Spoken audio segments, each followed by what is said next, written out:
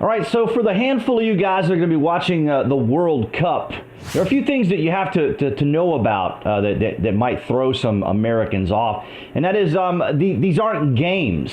Okay, they're called matches, kind of like when you go buy a book of matches.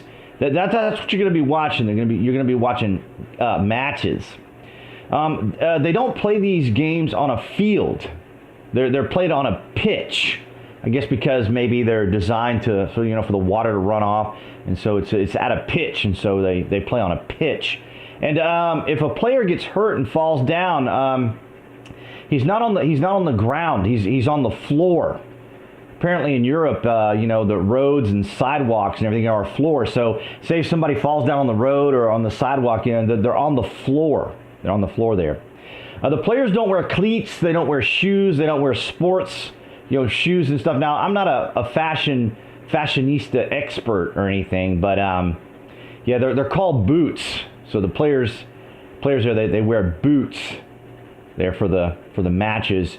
And when it comes to scoring can be kind of confusing too, because there's no zeros in soccer. Like if you see a score, like I say a team scores and it's 1-0, like we would say here in the States, 0, 1-0. It's actually nil. So like if the team has a 1, the other score, which is a 0, is nil. Okay, so and the only time and these games can end in ties, which is kind of interesting. Can actually end in a tie. So that's something to keep in mind there as well. Also, if you see like players and they're playing and maybe one takes the ball away from the other, we might say, hey, he stole the ball from that player. Did you see that? That was impressive. He stole the ball. They don't steal the ball in soccer. The player becomes dispossessed. In other words, he no longer has the ball. He's been dispossessed. So those are some kind of the key things to remember there. Now, when they go to the playoffs, when it ends up like going into the playoffs and stuff, then the games won't end in a tie. But when they do end in a tie, they're given points.